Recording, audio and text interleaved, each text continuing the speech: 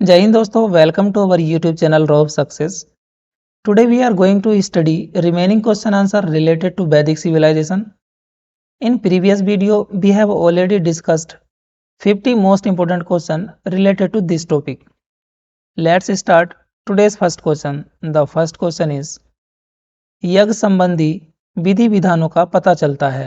यज्ञ संबंधी विधि विधानों का पता चलता है यजुर्वेद से। इसका ऑप्शन डी ठीक हो जाएगा। प्रश्न संख्या 2, निम्नलिखित में वह कौन सी दस्तकारी है जो व्यवहार में नहीं लाई गई थी। वैदिक काल में जो दस्तकारी व्यवहार में नहीं लाई गई थी वो थी लुहारगिरी। इसका ऑप्शन डी ठीक हो जाएगा। प्रश्न संख्या 3, प्रश्न संख्या 3 है सामवेद का उपवेद है। सामवेद का उपवेद है गंधर्व वेद, इसलिए इसका ऑप्शन सी ठीक हो जाएगा। आयुर्वेद किसका उपवेद है? आयुर्वेद ऋग्वेद का उपवेद है। धनुर्वेद यजुर्वेद का उपवेद है। शिल्पवेद अथर्ववेद का उपवेद है। हमसे पूछा गया है सामवेद का उपवेद कौन सा है, तो सामवेद का उपवेद है गंधर्व वेद, इसलिए इसका ऑप्शन सी ठीक हो जाएगा। प्रश्न संख्या 4, प्रश्न संख्या 4 है वैदिक युग में प्रचलित लोकप्रिय शासन प्रणाली थी। वैदिक युग में प्रचलित लोकप्रिय शासन प्रणाली गणतंत्र थी। इसका ऑप्शन सी ठीक हो जाएगा। प्रश्न संख्या 5, वैदिक युगीन सभा मंत्री परिषद थी। इसका ऑप्शन सी ठीक हो जाएगा। प्रश्न संख्या 6, प्रश्न संख्या 6 है सबसे प्राचीन वेद कौन सा है? सबसे प्राचीन वेद ऋग्वेद है। इसका ऑप्शन ए ठीक हो जाएगा। प्रश्न संख्या 7, निम्नलिखित में से कौन भारतीय दर्शन की आरंभिक विचारधारा है? भारतीय दर्शन की आरंभिक विचारधारा है सांख्य दर्शन। ऑप्शन ए ठीक हो जाएगा। सांख्य, योग, न्याय, वैशेषिक, मीमांसा एवं वेदांत, इन 6 भारतीय दर्शनों की स्पष्ट रूप से अभिव्यक्ति हुई है।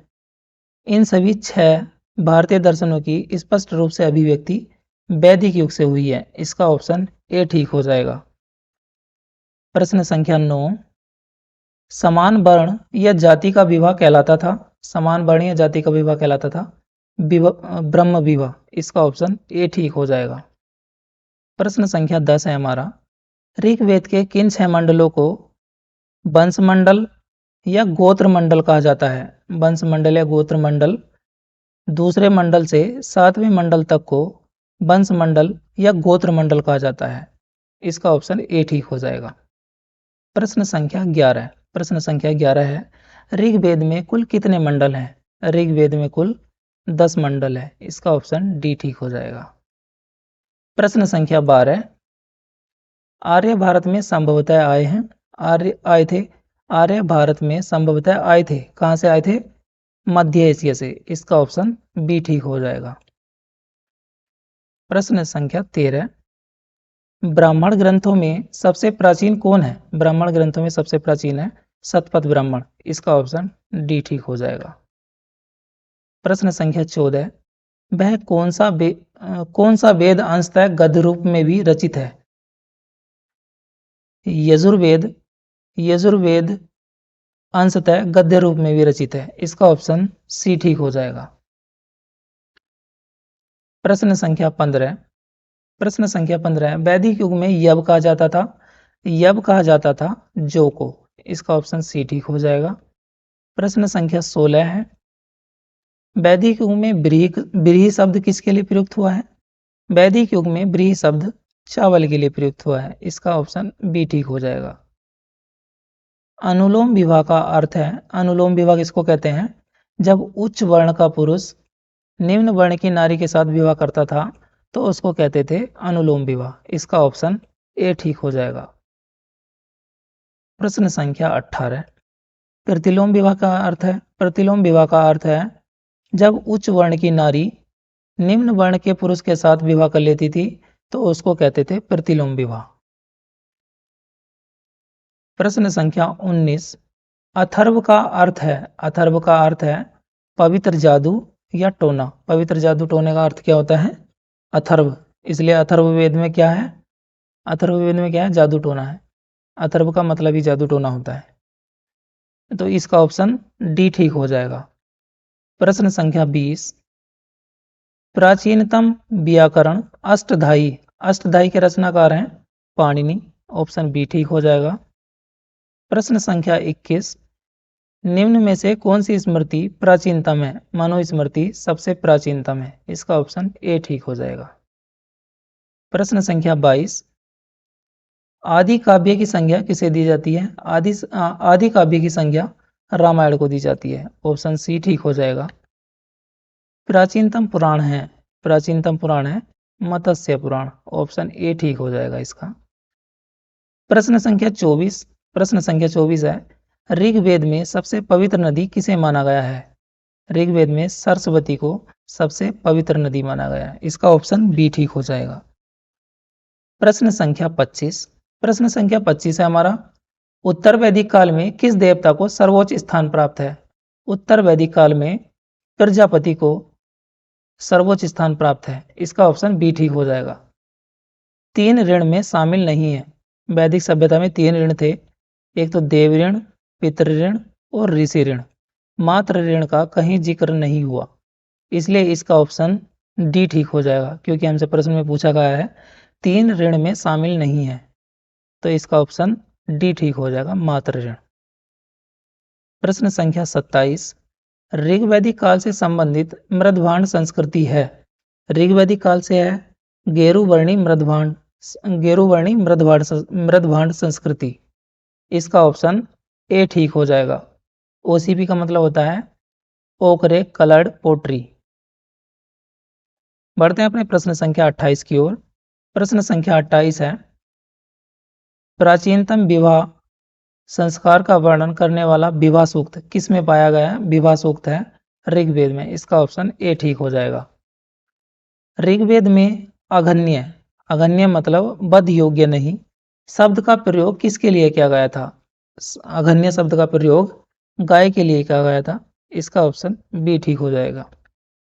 प्रश्न संख्या 30, ऋत प्राकृतिक संतुलन स्थापित करने के कारण किस वैदिक देवता को ऋतस्य गोप कहा गया है? ऋतस्य गोप किसको कहा गया है? वरुण को। ऋतस्य मतलब ऋतु, गोप मतलब मालिक, ऋतु का मालिक किसको कहा गया है? वरुण को, इसका ऑप्शन बी ठीक हो जाएगा।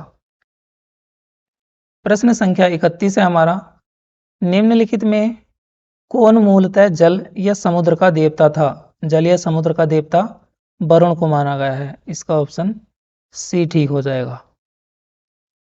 प्रश्न संख्या 32, मनुस्मृति मुख्यतः संबंधित है? मनुस्मृति मुख्यतः समाज व्यवस्था से संबंधित है, इसका ऑप्शन ए ठीक हो जाएगा। प्रश्न संख्या 33, गायत्री मंत्र की रचना किसने की थी? गायत्री मंत्र की रचना की थी विश्वामित्र ने, इसका ऑप्शन ए ठीक हो जाएगा। प्रश्न संख्या 34, आवेस्ता और ऋग्वेद में समानता है? आवेस्ता किस क्षेत्र से संबंधित है? आवेस्ता है ईरान से संबंधित। जिस प्रकार भारत में ऋग्वेद है एक पवित्र पुस्तक है, उसी प्रकार आवेस्ता ईरान में पवित्र पुस्तक है। तो आवेस्ता किस क्षेत्र से संबंधित है? ईरान से, इसका ऑप्शन बी ठीक हो जाएगा। प्रश्न संख्या 35, निम्नलिखित में से कौन सी एक ऋग्वैदिक आर्यों की लाक्षणिक विशेषता नहीं है? इसमें सही उत्तर हो जाएगा वे लोहे के उपयोग से परिचित थे, क्योंकि ऋग्वैदिक लोग लोहे से परिचित नहीं थे, तो इसका सही उत्तर हो जाएगा बी।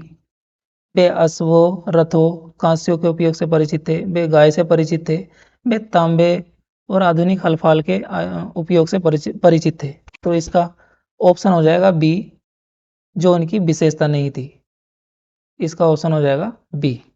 बढ़ते हैं अपने प्रश्न संख्या 36 की ओर।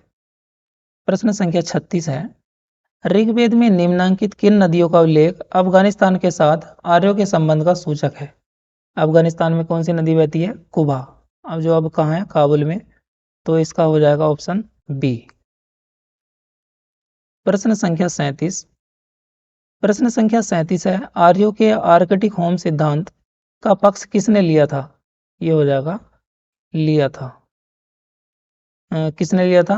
वो थे बाल गंगाधर तिलक। बाल गंगाधर तिलक ने बताया था कि जो आर्य हैं वो आर्कटिक से आए थे, इसलिए इसका ऑप्शन सी ठीक हो जाएगा। प्रश्न संख्या 38। प्रश्न संख्या 38 है, ऋग्वेद में कितने सूक्त हैं? ऋग्वेद में कितने सूक्त हैं? ऋग्वेद में 1028 सूक्त हैं। इसका ऑप्शन सी ठीक हो जाएगा। प्रश्न संख्या 39। पूर्व वैदिक आर्यों का धर्म प्रमुख था। पूर्व वैदिक आर्यों का धर्म था प्रकृति की पूजा। क्या था? ऑप्शन सी ठीक हो जाएगा इसका, प्रकृति की पूजा और यज्ञ। पूर्व वैदिक आर्यों का धर्म प्रमुख क्या था? प्रकृति की पूजा और यज्ञ। इसका ऑप्शन सी ठीक हो जाएगा। प्रश्न संख्या 40 है, निम्नलिखित में से किसे भारतीय परमाणुवाद का जनक कहा जाता है? किसे भारतीय परमाणुवाद का जनक कहा जाता है? महर्षि कर्णाद को। महर्षि कर्णाद को भारतीय परमाणुवाद का जनक कहा जाता है। इसका ऑप्शन ए ठीक हो जाएगा। प्रश्न संख्या 41। शतपथ ब्राह्मण से संबंधित राजा विदेद्य माधव से संबंधित ऋषि थे। राजा विदेद्य माधव से संबंधित ऋषि थे ऋषि गौतम रहुगढ़। इसका ऑप्शन डी ठीक हो जाएगा। प्रश्न संख्या 42 है हमारा, ऋग्वेद के 10वें मंडल में निम्नलिखित में से कौन सा स्रोत विवाह समारोह पर प्रकाश डालता है? कौन सा स्रोत विवाह समारोह पर प्रकाश डालता है? ऋग्वेद का जो सूर्य सूक्त है वो विवाह समारोह पर प्रकाश डालता है, इसलिए इसका ऑप्शन ए ठीक हो जाएगा। प्रश्न संख्या 43। निम्नलिखित में से किस ग्रंथ को सत सहस्त्री संहिता के नाम से भी जाना जाता है? सत सहस्त्री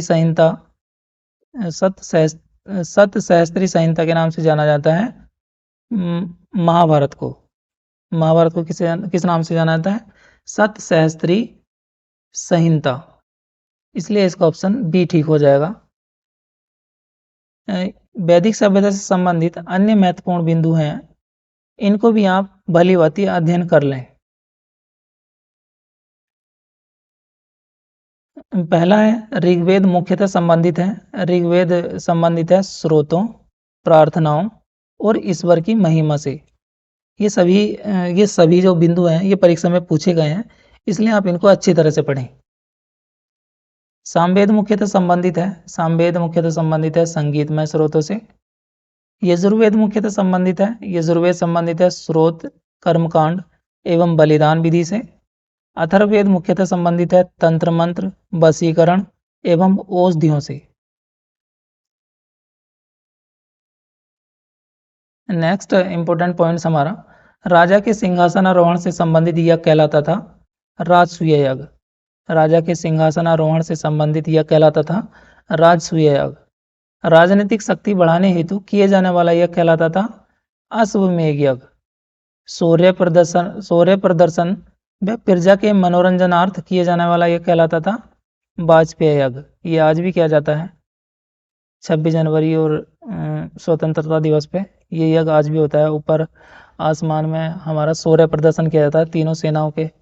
तीनों सेनाएं होती हैं और वायुसेना अपना चारों तरफ घूमती रहती है।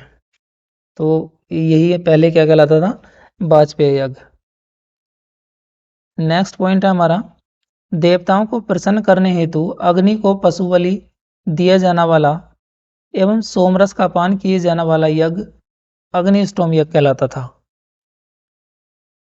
नेक्स्ट पॉइंट हमारा, ऋग्वेद में उल्लेखित पुरुषणी नदी का आधुनिक नाम क्या है? पुरुषणी नदी का आधुनिक नाम है रावी। ऋग्वेद में उल्लेखित सतुद्री नदी का आधुनिक नाम है सतलज। ऋग्वेद में उल्लेखित अस्किनी नदी का आधुनिक नाम है चिनाब। ऋग्वेद में उल्लेखित विपाशा नदी का आधुनिक नाम है ब्यास। नेक्स्ट इंपोर्टेंट पॉइंट्स हमारे हैं, गंधर्व विवाह किसको कहा जाता था? जो प्रेम विवाह करते थे उसको क्या कहा जाता था? गंधर्व विवाह। असुरों के साथ विवाह को क्या कहा जाता था? असुरों के साथ असुर विवाह किसको कहा जाता था? असुर विवाह किसको कहा जाता था? कन्या को खरीदकर किया गया विवाह असुर विवाह कहलाता था। राक्षस विवाह किसको कहा जाता था? पराजित राजा की कन्या या अपहरण की गई कन्या के साथ विवाह राक्षस विवाह कहलाता था। पैशाच विवाह किसको कहा जाता था?